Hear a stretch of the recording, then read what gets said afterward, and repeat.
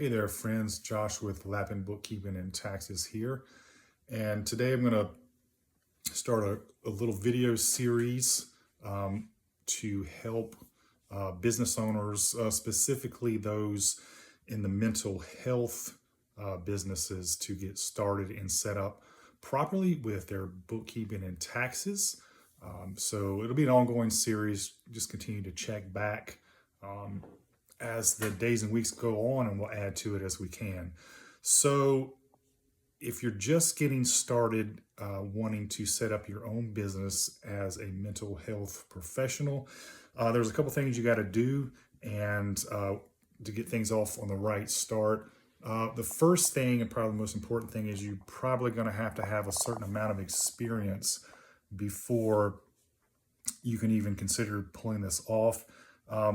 I'll go ahead and preface with that I'm not an attorney, so I cannot give you specific legal advice.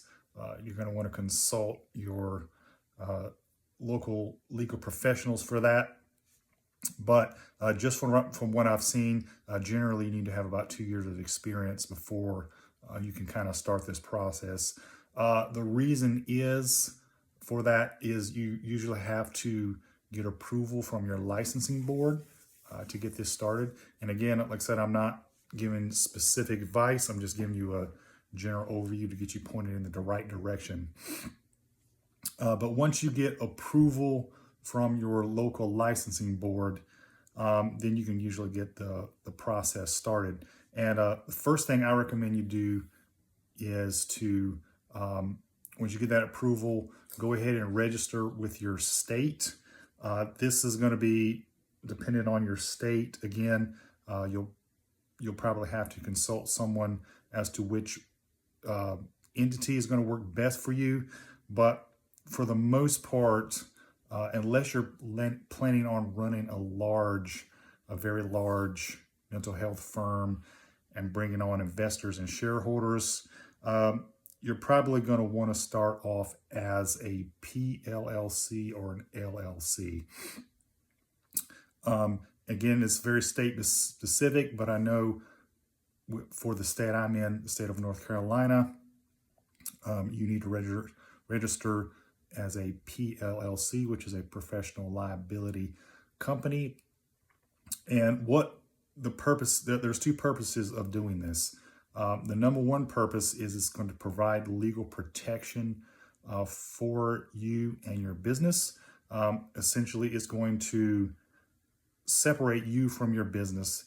The business is going to be a separate entity that will hold your assets, and kind of the whole point of all this is to protect you from, in the event that you had a malpractice lawsuit or something legal came up, that you would be able to shield your personal assets and your personal savings and things like that from being seized during that thing, maybe like a bankruptcy as well. So again, this gets very nuanced, so I'm just giving very general overview here.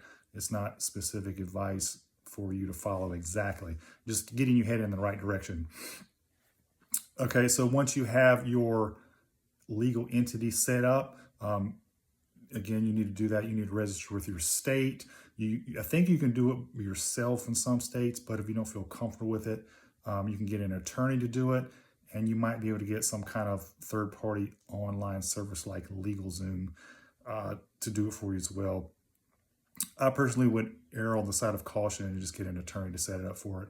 It's a cost of business. It's going to probably cost you, I don't know, it depends on the attorney. Probably going to cost you $500 to $1,000 to get that set up, but that is a one-time cost to get that set up, and then you're off and going.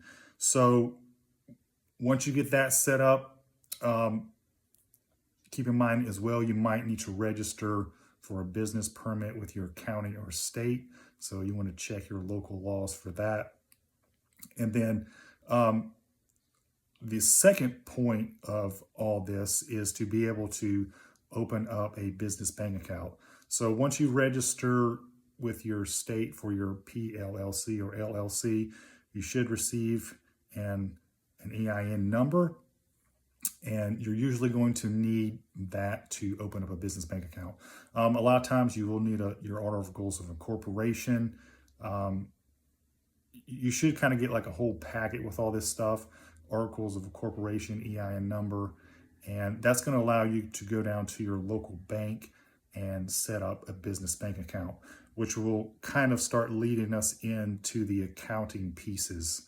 So to run a proper business, you need your proper entity set up. You also need to establish a separate checking account, preferably a business checking account. You can try a couple of different local banks and see who will let you open up one. It's usually fairly simple and cheap. You can usually open one up for a minimum deposit, anywhere from nothing to maybe $100 just to get started. And what that's going to do as well is it's going to create a separation between you and your business. So you want to keep all your business transactions in the business bank account. You don't want to be crossing your personal bank account with the business bank account. Usually the only time that funds need to go from your business bank account to your checking account is when you're paying yourself, or if you're needing to loan the business money, then money would come out of your checking account, personal, and go into the business. So we want to keep a very distinct line between the business and the personal side of things. And that's going to provide you, again, that legal protection where you're trying to create a separate entity outside of yourself to hold your business and the business assets. They call it piercing the corporate veil. We don't want to mix personal and business. Otherwise, that entity, that separation is destroyed. And then that allows creditors and attorneys and things like that to go after your personal assets. So this is just a very quick overview. Again, please consult your local attorneys for very specific advice. And check back again. We'll continue on this little series of getting set up properly from the start for your business.